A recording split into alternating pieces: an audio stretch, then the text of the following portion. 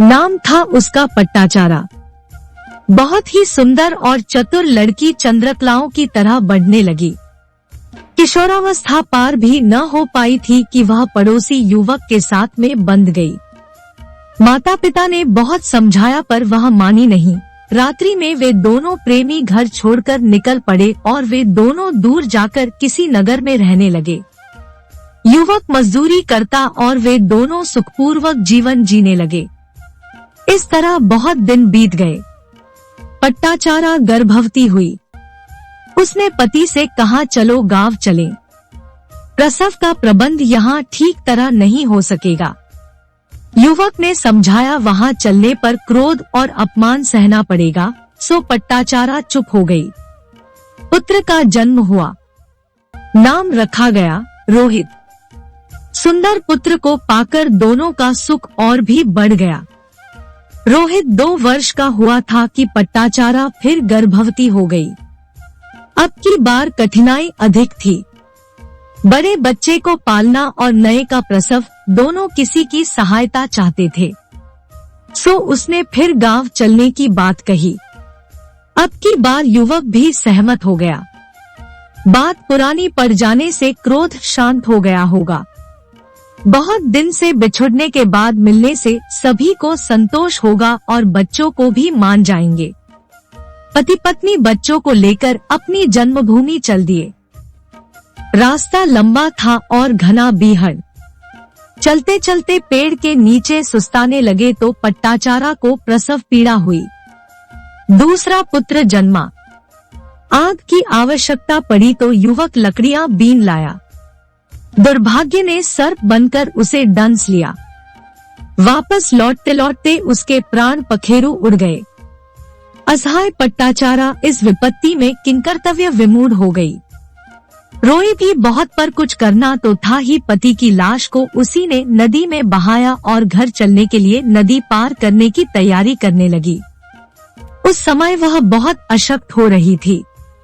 दोनों बच्चों को एक साथ लेकर चलना कठिन था, सो एक एक को लेकर नदी पार करने की सोची। छोटे बच्चे को लेकर पार गई, उसे पत्तों से ढका और दूसरे को लेने के लिए लौटी।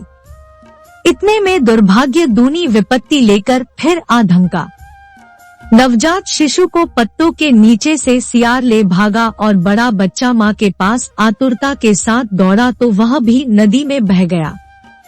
2 घंटों के भीतर उसका सोने का संसार उजड़ गया। पति मरा, दोनों बच्चे मरे।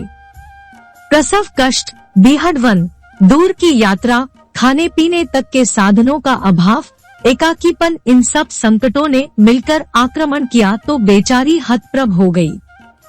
विक्षिप्त जैसी स्थिति में रोती चिल्लाती अपने गांव की ओर चलती रही और अंततः किसी प्रकार मरते गिरते गांव तक जा पहुंची। गांव पहुंचने पर पता चला कि उसके माता पिता मर चुके थे। सास ससुर बीमार पड़े थे। एक भाई बचा था, सो भी पहुंचने के दिन ही मरा और उसकी चिता भर जलती पट्टाचारा ने देखी। वहां भी सारे आश्रय समाप्त हो चुके थे।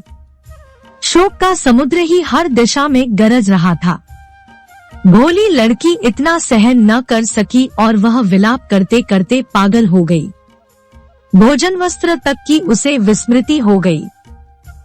श्रावस्ती के लोग उसे पकड़कर भगवान बुद्ध के पास ले गए। भगवान बुद्ध ने उसे दुलार किया, सांत्वना दी और भोजन वस्त्र के अतिरिक्त समुचित विश्राम का प्रबंध किया। थोड़े दिन में उसे धीरज बंधा।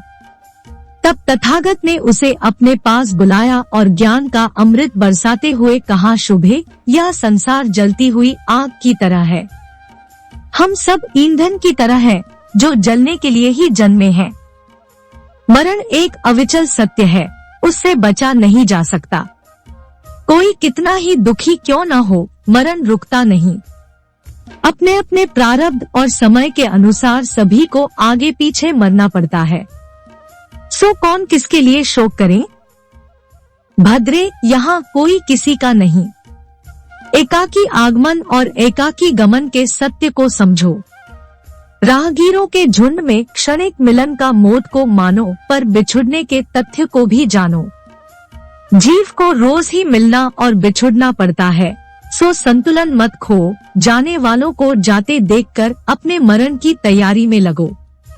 महासत्य को ढूंढो और आत्मा के दुर्ग में प्रवेश करके संतापों से अपने को बचाओ। भगवान बुद्ध के अमृत वचन पट्टाचारा के अंतःकरण को बीतते चले गए। उसने शोक के परिधान उतार फेंके और महासत्य की शरण में जाने वाली चीवरधारी तपस्विनियों की पंक्ति में जा बैठी। जब सब कुछ खत्म हो जाए तब इसे फिर सुनना, आत्मविश्वास जाग जाएगा, दुख कोसों दूर भाग जाएगा।